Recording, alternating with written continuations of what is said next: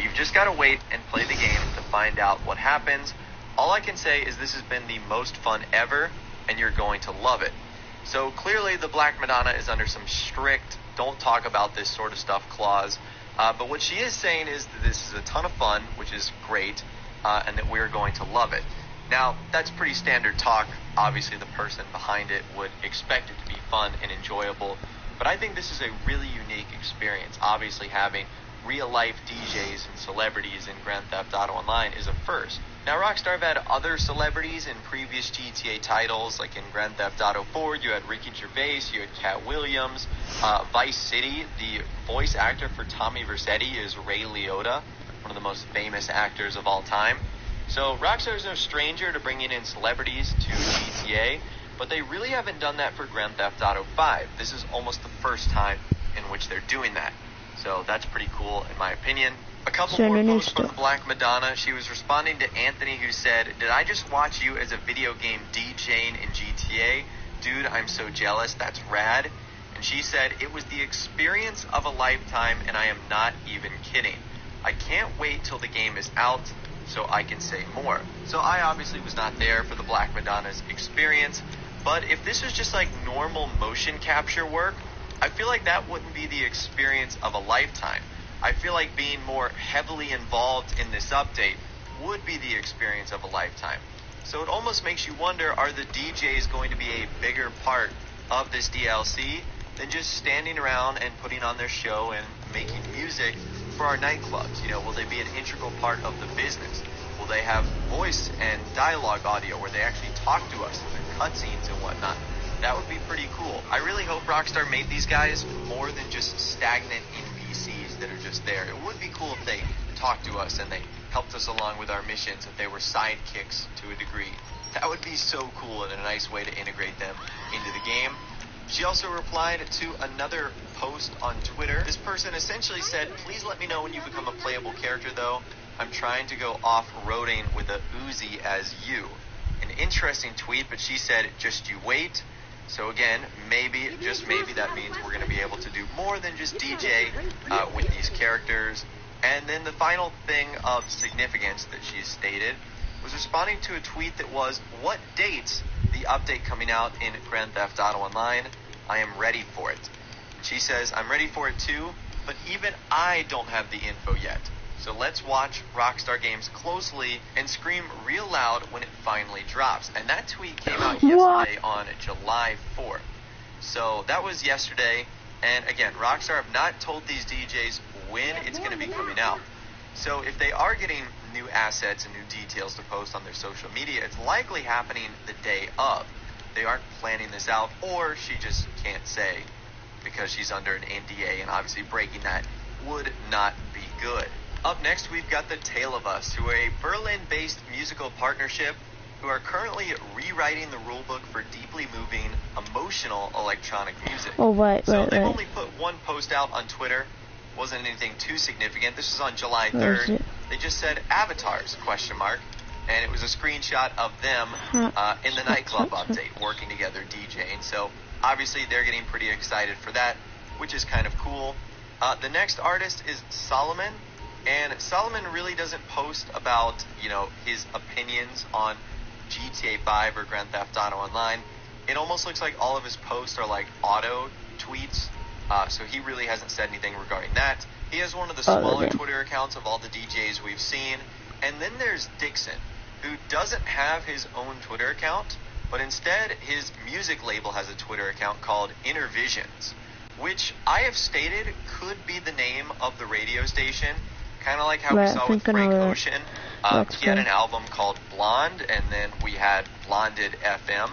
So it wouldn't shock me if this music label, Intervisions, becomes like the name of the radio station, or Intervisions FM or something like that. Either way, I think it would be pretty cool. The last tweet from them came out in 2013. So we haven't seen anything as far as that group goes. And really for this video, I'm just focusing on their Twitter accounts, but all four of them have Instagrams as well, some of them larger, some of them smaller. But you guys can check that out as well. Like I said, that's where if anything is going to be posted early, you can find it. So if another teaser trailer comes out or an official trailer happens, it might come to them early. If we get more screenshots or album artwork teases like we've seen in the past, it's a good chance it's going to come to them early as well. So it's definitely worth a follow, at least for now, until the nightclub update is out. And it's just definitely something to keep an eye out on. I've touched on in the past how it's interesting how you should follow who Rockstar interacts with on social media. Same with these guys as well. You know, just take a look every now and then. And I would just follow them because, who knows, like I said, they might have something early in regards to the nightclub update. But anyways, that's all the information I've got for you guys in this video today. I'd love to hear from you guys in the comments down below. Are you excited for the nightclub update? What do you think we're going to be getting next? Do you think an official trailer is on the way? Do you think another teaser is going to happen? Do you think it's just going to be screenshots and information? Or do you think it's going to be nothing? Let me know your thoughts, opinions more in the comments down below. I'd love to hear from you guys down there. If you did go on to enjoy this video though, a like rating would of course be awesome. And also subscribe to my YouTube channel if you are new. If you like daily GTA 5 videos like this. With all the way guys, like I said, thanks so much for watching. Take care, and I'll see you guys in the next video.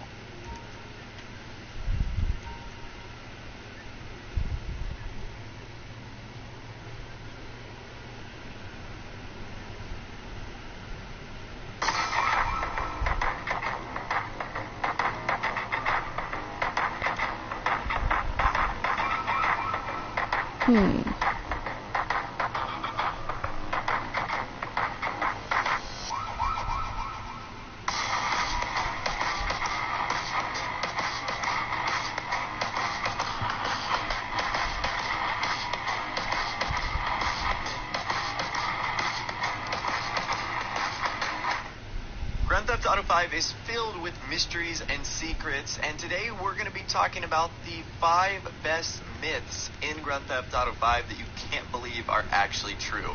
So we're going to be diving into a whole bunch of creepy and very interesting things today, so let's not waste any more time, and let's get it started. Alright, the first myth we're going to be talking about today is the Grave on the Mountain, and this is a grave site located on top of Mount Gordo. So this grave is located on the top of the Mount Gordo Mountain, south of the lighthouse in Cape Catfish on the eastern coast of Los Santos. So this grave is very interesting because it's just on top of a mountain. It's completely unmarked. Now, a lot of people believe this is a reference to John Marston's grave in Red Dead Redemption. The graves look really similar, and there's a ton of other RDR references to GTA 5, so that could have been a possibility. But I think that this grave is actually a whole lot creepier. So the grave is said to be Ursula's mother, the owner of the Lighthouse Cottage, and is referenced when picking up Ursula as a part of the Strangers and Freaks hitchhiker mission. Now there is a possibility that this grave could be haunted too, since there are other grave sites in the game that are apparently haunted as well. Now, doing some investigations, like going up to the grave at night with night vision, prove that there aren't any ghosts or anything like that. However, the story behind who's in the grave just might be even creepier. So, if we get some background on Ursula, the lady who apparently buried her mother in there, we find out that she is an unstable woman, possibly because she had an unhappy childhood. According to her comments about life, her mother tortured her by locking her in a basement and shaving her head, and her mother also forced her to dress like a boy. Now it states her mother later passed away, and this, along with her upbringing, caused her to grow mentally ill, making comments about her gardener getting sick and falling off her cliff. I'm a hacker, and the last person to pick her up choked to death on his own hand, implying that she killed them both. So this lady is seriously like the female Trevor. She is just a crazy psychopath, and I think what she did is she killed her mother and then buried her on top of Mount Gordo. Again, very, very creepy, very scary, but I think that right there officially solves the mystery of who is in that grave. A lot of people are saying, you know, it's some famous GTA character like CJ or Vigo or someone like that, but I honestly believe it's Ursula's mother. It makes the most sense. It's located right next to her Lighthouse Cottage, and the upbringing of her story is just perfectly played to that. Number 2, the abandoned mine shaft. So for the longest time, this abandoned mineshaft was not enterable. However, when Rockstar released the next generation versions of GTA 5, the shaft can be opened using any explosive at the door.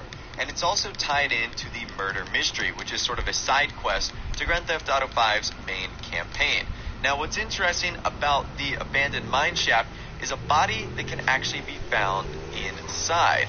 At the fork in the shaft, there's a dead body of a man wearing a classic 1940 suit, and there's also a film reel. Now, the body is of animated cartoon maker Isaac that Solomon Richard killed because he was beginning to know a secret about Solomon Richard's film industry and was actually recording a film with a rival movie studio. Now, for the longest time, many people believed that this was the dead body of Officer Cole Phelps from L.A. Noire, who actually drowned in a mine, or I guess I should say a sewer tunnel, at the end of the story of L.A. Noire. Now, that was pretty interesting given the attire. We know it's a 1940 suit. We know L.A. Noire took place in the 1940s. It also looked like Cole Phelps. And for whatever reason, the body was still for the most part intact. You would think that a body that's been in a mine shaft for 70 to 80 years would be completely disintegrated by now. So I'm not sure why it's still here, but it is. And a lot of people thought that this was Cole Phelps. However, after further investigation, we can find out that this was indeed the working of Solomon Richards, who turns out to be one of the more mysterious bad guys in this game, trying to cover up his footsteps for actually killing one of his best friends and former business partners. It also begs the question, does Rockstar have any secrets in one of the other abandoned mine shafts that can actually be found near Trevor's Sandy Shores airfield? We actually can't get inside that, and upon further investigation, there's no way to look past the door itself. I wonder if Rockstar in the future will do anything with that mine shaft. Myth number 3, Jolene Cranley Evans' ghost, otherwise known as the ghost of Mount Gordo. So near the peak of Mount Gordo, there's a large flat rock on the ground which bears the word Jock, written in what appears to be blood. Now, between the hours of 11 p.m. and midnight, the player is able to witness a ghost manifest near the rock itself. Now, the ghost is female with long black hair and a white dress or robe and appears to be slightly translucent. Now, this is actually Jolene Cranley Evans. Now, the spirit doesn't interact with the player in any form besides vanishing on approach. She has a permanent petrified open mouth look on her face with empty white eyes. Now, a little bit of background and what's very creepy about why she is there. The ghost has been proven to be the ghost of Jolene Cranley Evans, the deceased wife of Jock Cranley. So Jock Cranley was a famous stunt double appearing in a variety of popular TV shows in the 1980s. However, before becoming famous, he used to live in Blaine County, and during the 1970s, he got aspirations to become a stuntman in Los Santos, but his wife objected to them moving out to Los Santos. So while on a hike on Mount Gordo, Jock pushed her off the side of the cliff, and she died from severe internal injuries as a result of her fall. Jock was taken into custody, but was immediately released without charge because there was not enough evidence to prove that he committed murder. Now, what's actually pretty creepy is there is a real-life connection to this. So the myth is related to another common story told about the Midwestern United States, and a tale about an unnamed girl hiking with her friend on Mount Gordon, which is located in Pennsylvania, when her boyfriend Mike murdered her. The story ends in different ways, from a pushing to a stabbing, but the death via pushing is where the connection happens. This is very likely, as Mount Gordo is Gordon without the end, and the girl's demise was awfully similar. Myth number 4, the mystery of Ryan Phillips. So if that name is unfamiliar to you, Ryan Phillips is the deceased brother of Trevor Phillips, one-third of the protagonist of GTA 5, and the son of Miss Phillips. Now, Ryan died at some point prior to 2013, and little is known about his background. However, a very interesting conversation with Graham, who's the Vinewood zombie, Trevor mentions that Graham actually reminds him of Ryan, and Trevor also mentions during that conversation that he wasn't fond of Ryan and that his death was an accident. Take a listen to this. My brother! Hey! Of course, Bobby. You remind me of my brother! Ryan! I mean, after he's dead. Oh, I'm sorry about that. No, don't be sorry. I'm glad he was dead. It was an accident. All right? That's all I have to say. Okay. So given Trevor's psychotic nature, the way he apparently deals with problems, which is basically killing, shooting, or hurting anything, would it be safe to say that Trevor Phillips murdered his own brother? I think there's definitely a possibility there. Maybe it was jealousy. Maybe it was just pure hate. I'm not really too sure. But we never hear Ryan mentioned any other time, and Trevor does not bring him up. And in the in-game files and even the photos we can see in Trevor's trailer, There doesn't seem to be any mention of another character that resembles to be his brother. And you could also add to the list Trevor's mother. We don't even know if she is real, as well as the only time we see her seems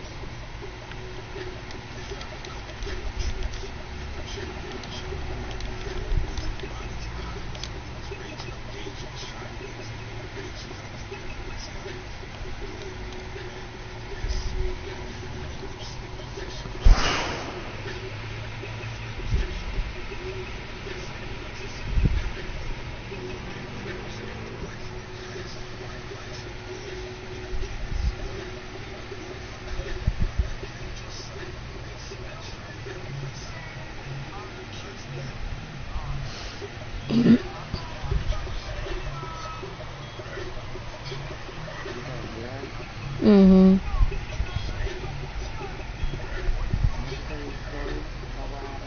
Mhm. Mhm.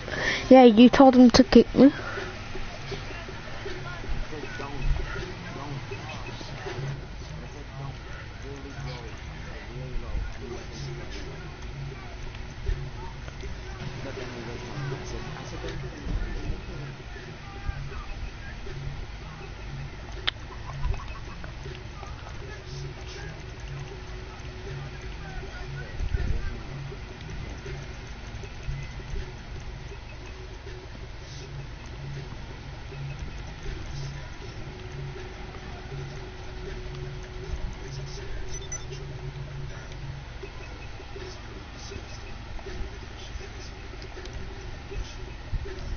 Hmm.